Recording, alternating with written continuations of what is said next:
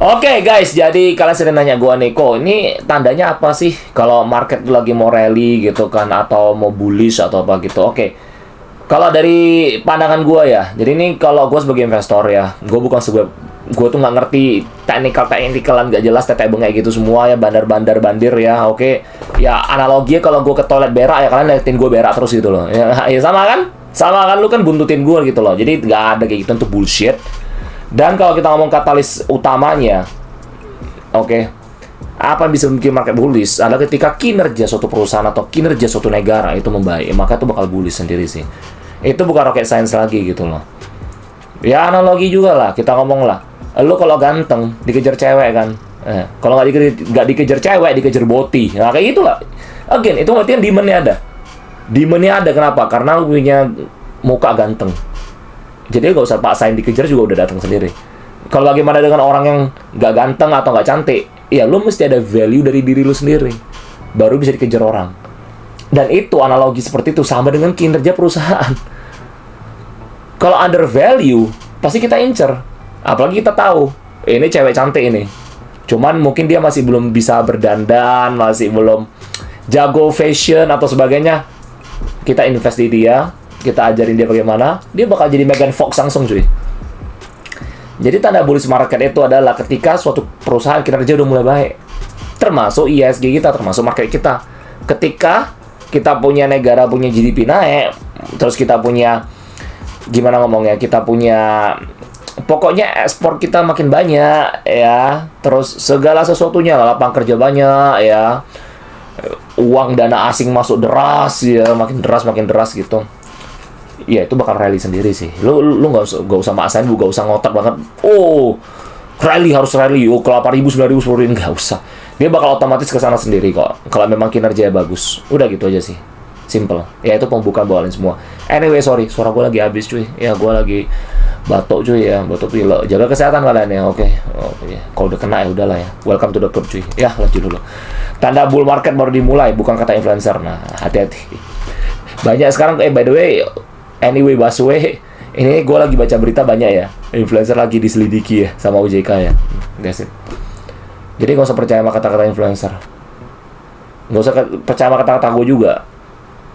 Gak ada yang bisa dipercaya ya, kecuali diri lu sendiri.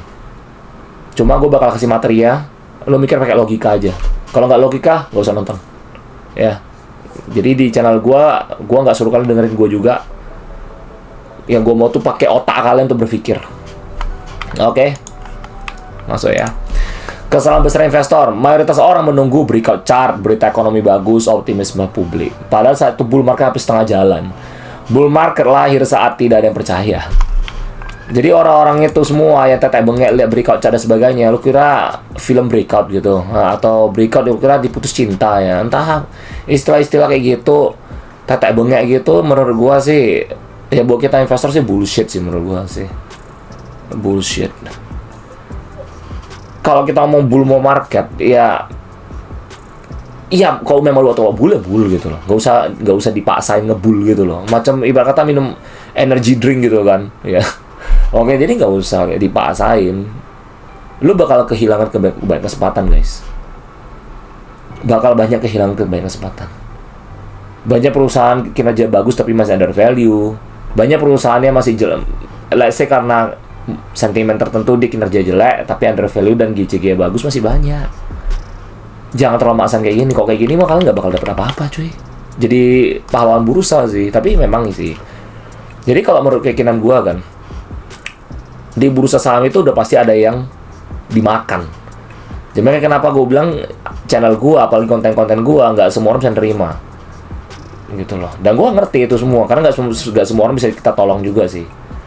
Dan gue juga tipe orang yang I don't give a fucking shit, a single shit man gitu loh. Karena kenapa? Ya prinsip gue tetap sama. Kita nggak bisa puasin semua orang cuy. Oke? Bahkan lu nggak bisa muasin pasangan lu diranjang juga cuy. Ujung-ujungnya apa diceraikan gitu loh. Nah, sama lah ya. Oh, inti bumi terus kita nih. Ya, jadi bull market akhir saat tidak ada percaya. Ya kalau gue tuh memang seperti itu sih. Mau emiten gue semuanya, waktu orang nggak percaya gue beli dulu. Itu nama value investing. Under value gue beli, gue pungutin semua. Ketika udah mulai ngebull, udah mulai nge-rally, baru gue jualan. Lalu baru masuk gue udah jualan, cuy. Terima kasih sekali yang beli harga tinggi dari gue ya. Enak banget gue loh, buset. Oke, jadi itu kesalahan besar investor sih sebenarnya sih dari ketiga hal ini sih. Ini paling general kita ngomong, guys. Oke, ini paling general. Dan yang sedihnya terkadang gue nggak tahu kenapa ini, tapi kayaknya ini memang udah sistemnya ya. Ada buzzer-buzzernya dan ada salesnya, sales lah kita ngomong lah. Kode-kode tertentu kayak ngepom-pom ini ya buat kepentingan dia pribadi. Karena kan gue bilang lagi, tipe-tipe orang seperti itu tuh hopeless semua sih. Lu mau uang miliaran pun bagi gue itu hopeless cuy. Lu itu nggak ada cara lain lagi selain ngepom-pom atau ngebacot lah kita ngomong. Nggak usah, diam aja. Ya, jadi kalau menurut gue sih teman-teman sih lebih peka lah. Ya, gue udah ngajarin konten psikologis juga. Semoga sih bisa ngebantu kalian. Dan gue ada konten di membershipnya juga psikologis. Semoga sih bisa bantu kalian juga. Oke? Jadi, ini lari lebih ke psikologis sih. Ya, jadi kalian hati-hati. Pokoknya again, balik ke fundamental aja. Kok kalian fokusnya ke fundamental mah nggak? Udah tidur tenang lah guys. Ya, aman sih kalau menurut gue. Ya. 5 tanda awal bull market nih profesional. Ya ini profesional sinyal ini. Kalau kita ngomong nih ya. Ini bahasanya agak sarkastik ini. Profesional sinyal. Sengaja gua. Oke.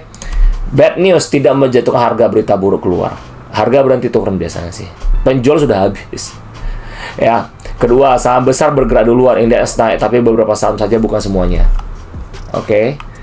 Institusi masuk diam-diam. Nah, ini kita ngomong nomor 1 dulu deh, nanti baru ngomong semuanya.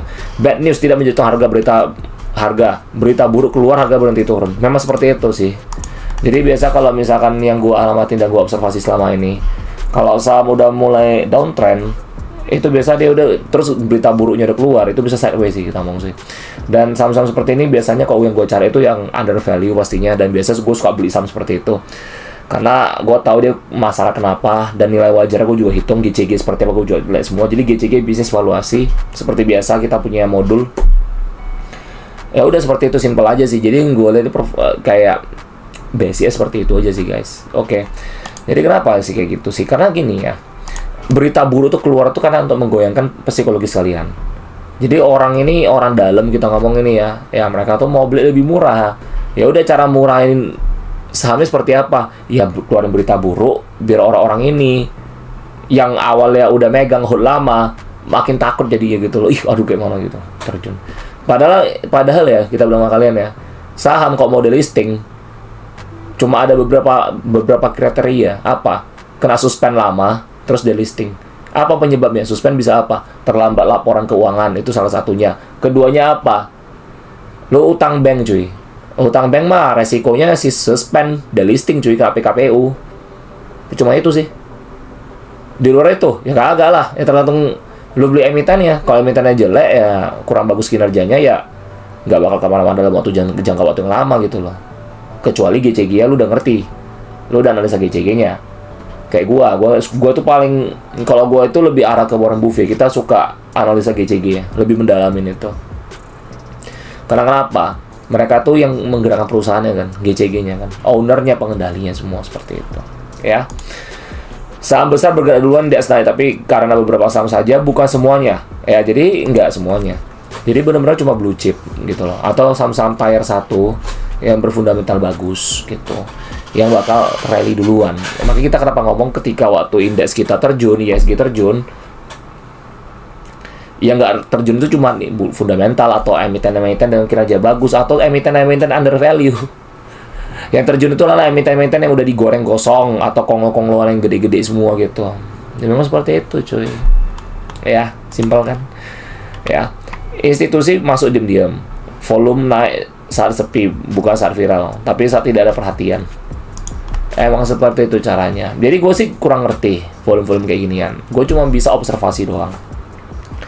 Tapi memang kalau dari ISG, kalau memang kita lagi udah market, kita udah mulai ngebull, kita punya dana asing itu inflow kita tuh banyak banget, rame banget cuy. Tapi ketika masih belum terlalu baik ya, mungkin faktor makro atau mikroekonomi kita juga ya. Kalau belum seksi di mata asing atau banyak ketidakpastian, ya uang itu nggak bakal masuk juga sih inflow kita sih ya untuk masuk ke bursa.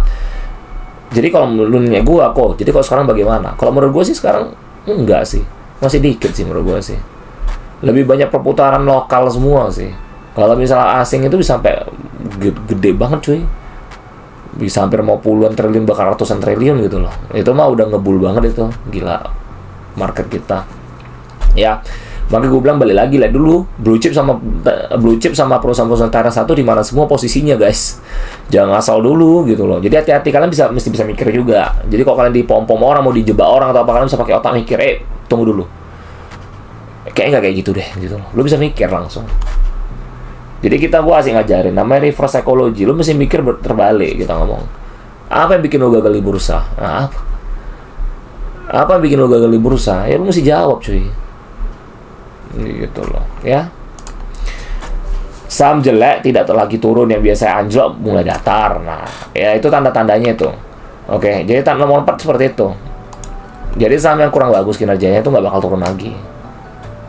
Ya situ-situ tadi gue bilang di awal itu. Tapi kalau misalkan under value tapi dia misalnya kurang bagus kinerjanya, nah itu bisa rally kapan aja itu. Karena margin of safety is a king. Most is a king, bukan cash is king. Enggak. Itu nggak berlaku di kita sebagai investor, bagi value investor. Bagi kita most is king, margin of safety. Oke. Terus orang masih trauma, temanmu masih bilang jangan dulu nanti turun lagi. Itulah awal bull market. Kalau orang bilang jangan, udah itu udah mulai awal-awalnya itu. Karena kenapa? Be fearful when the other greedy, be greedy when the other fearful. Jadi seperti itu. Nah, ini kan kita mau market secara keseluruhan. Kalau kita mau secara individual, emiten-emiten yang kita beli, ya sama aja. Jadi bagaimana kok cara kita untuk bisa menganalisa apakah ini udah orang pada takut dan enggak gitu atau gimana? Ya lo cek stream aja. Kalau orang ngemaki-maki, ngehina-hina emiten itu, padahal emiten tuh bagus kinerjanya, GCG bagus, bisnisnya jelas, under value sekali, utangnya hampir gak ada, tapi dihina-hina, dimaki-maki, itu waktu yang masuk. Karena apa? Orang yang hina dan maki-maki emiten itu, suatu saat lu yang ngebuyur dia. Dia yang bakal beli mahal dari lu. Karena again, di sahamnya itu kan perpindahan uang ya. Dari orang nggak sabar ke yang sabaran gitu. Jadi simple, saham itu gampang lah ya. Saham itu gampang. It's all about psychology. Makanya kenapa kalau gue ngebahas, banyak kan gue bahas lebih ke sisi psikologi. Karena psikologis itu paling utama di sini. Makanya kenapa kita ngomong ya, lu nggak usah mikirin cuan dulu deh. Kalau adab dan etika lu tuh masih belum beres, fokusin ke adab dan etika lu dulu aja deh, nggak usah ngomong cuan dulu. Itu butuh waktu cuy. Sedangkan gua aja ini aja mesti step by step gitu loh. Profit gua udah maksimal, gua mau bikin lebih maksimal lagi. Ada step, ada caranya, ada teknik dan strateginya gitu ya. Itu loh investor. Oke, lanjut dulu ya. Mindset terbalik nih, investor pemula butuh kepastian dulu, baru beli. Investor berpengalaman beli sebelum kepastian. Karena kenapa? Kepastian adalah musuh harga murah gitu loh. Jadi gini, kalau yang pengalaman kayak kita, ya kayak kita gini, pengalaman gini, ya under value mau kita beli lah. Itu kan nggak pasti, ketidakpastian. Tapi buat kita sebagai investor under value investing, kita udah analisa bagus-bagus, kita udah brainstorming semua, kita udah ngecek GCG seperti apa. Itulah kepastian dari kita sendiri. Jadi kayak gue bilang, kita tuh nggak butuh info satu. Kalian yang kalau masih denger info satu dan sebagainya, itu sih bullshit sih. Itu receh. Lo kalau punya info satu, lo diemin sendiri cuy. Tutup di telinga lo sendiri aja. Gue sampai hari ini aja, gue tau sesuatu aja, gue nggak pernah mau kasih tahu kok. Kalian pada nanya gue nggak mau kasih tahu juga. Ya, sampai gue kasih tahu juga. Kalau gue kasih tahu ya rugi di gue lah. Info satu mah gue, kalau misalnya gue beneran ada ya. Tapi ternyata brainstorming gue lebih ngeri lagi gitu loh. Brainstorming gue tuh bisa melampaui info satu. Apa yang gue ngomong itu nggak pernah salah punya. Selalu terjadi. Karena kenapa? Gue ya investasi saham itu ya. Gue itu nge-trade investasi itu seperti main catur cuy. Jadi sebelum orang ngebor-gebor info satu, gue tuh bermodalkan laporan keuangan doang. Gue tuh udah bisa ciptain info satu gue sendiri di otak gue. Which is dimana brainstorming yang gue buat itu semua nggak bisa semua gue kasih lihat juga. Karena brainstorming gue tuh rawan dipakai orang sembarangan nanti. Karena brainstorming gue, inilah brainstorming investor. Seperti itu ya. Jadi kita tuh mikir terbalik guys. Kalau gue sih seperti itu. Oke, gue nggak tahu kalian bagaimana. Cuma di modul kali ini memang gue lebih mau kalian untuk melatih sih pikiran kalian, dan kalian tuh lebih hati-hati dalam mendengar informasi. So kalau kalian dengar informasi salah, susah sih di hidup kalian yang susah sih. Karena again, gue bakal selalu mengulang kata-kata ini sih dari Warren Buffett sih. Kalau setiap kata-kata lo masih bisa masukin ke dalam hati, lo tuh bakal tersisa sih. You will suffer. Bijaknya kita duduk diam, ambil nafas panjang, buang nafas pelan-pelan. Pikir pakai logika aja sih. Kalau kalian semua kata-kata kalian masih bisa telan, berarti lo tuh tipe orang yang masih bisa dikontrol oleh kata-kata. Hari ini gue suruh kalian makan tai, kalian makan tai hari ini juga. Jangan cuy. Hidup kalian, sayangilah hidup kalian, sayangi diri sendiri cuy. Oke, sayangi hidup kalian, ya. Lebih respect lah kita ngomong lah.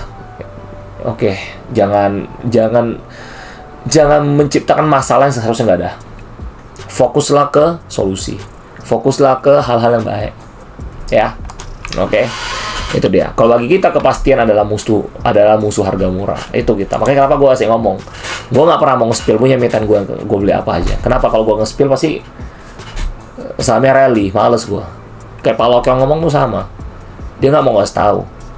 Kenapa? Kalau orang tahu kita beli saham apa, bagi orang, ini orang kan investor, dia udah analisa, ini udah pasti. Bagi orang lain pasti. Karena investor itu cuma ada dua. Pasti untung dan pasti jong. Tapi pasti jongnya ini adalah minimal. Mungkin dari 10 saham, satu yang zong. Atau mungkin dari 30 saham, satu yang zong.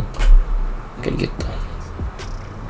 Jadi, namanya value investing itu bukan free risk, tapi low risk. Kalian mesti bisa mencerna kata-kata low risk, guys.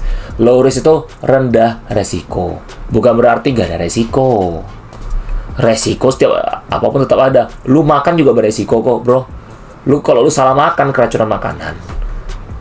Lu jalan kaki pun beresiko juga kan, kesandung jatuh kaki lu, jempol lu patah atau apa gitu. Semua itu resiko cuy. Hidup itu resiko cuy. Berani nggak? Gua sih kalau gua sih mau nantang sih. Ada nggak berani bilang hidup kalian tuh free risk? Kalau kalian menganggap rasa hidup kalian tuh free risk, wah gila, luar biasa sekali ya bacotnya itu. Ya ampun, Superman aja mati kena kryptonite bro. Resiko Superman aja lo, Superman lo kena kryptonite bro, buset. Ya lanjut ya. Jangan songong intinya. Inti pelajaran. Bull market tidak dimulai dengan optimisme. Bull market dimulai dengan kelelahan penjual. Jadi seperti itu. Karena kenapa? Kayak gini. Kayak gue bilang, uang orang di tangan bisa habis, cuy. Yang di fear ini kan bakal buang barang terus. Cut loss habis, ada yang pensiun dari bursa, ada newbie yang baru masuk lagi gitu loh. Ada orang keluar dan masuk lah, kita ngomong lah. Gue selama 6 tahun di bursa ini, gue melihat banyak hal seperti itu kok. Nanti dari berita tiba-tiba keluar, investor di bursa bertambah banyak. Nanti habis itu investor di bursa berkurang. Kayak gitu-gitu doang sih. Dimainin berita seperti itu. Ketika dibilang investor berkurang, itu harusnya katalis untuk bull market itu biasanya. Memang seperti itu. Memang seperti itu, guys. Jadi, bull market itu tidak dimulai dengan optimisme. Maka kenapa gue bilang, kembalilah ke fundamental, guys. Everything is fundamental. Kalau fundamental nggak bagus ya nggak bakal kemana-mana juga marketnya. Makanya aku bilang kalau kalian yang belinya berdasarkan fundamental, lu mah udah aman lah hidup lu. Udah lebih lega lah. Ketika market crash juga nggak ngefek. Lihat BCA, nggak kemana-mana. Lihat ICBP, lihat Indofood, Unilever, dan sebagainya. Kalian beli, tenang kan? Telkom, itu semua. Jadi blue chip itu kan fundamental.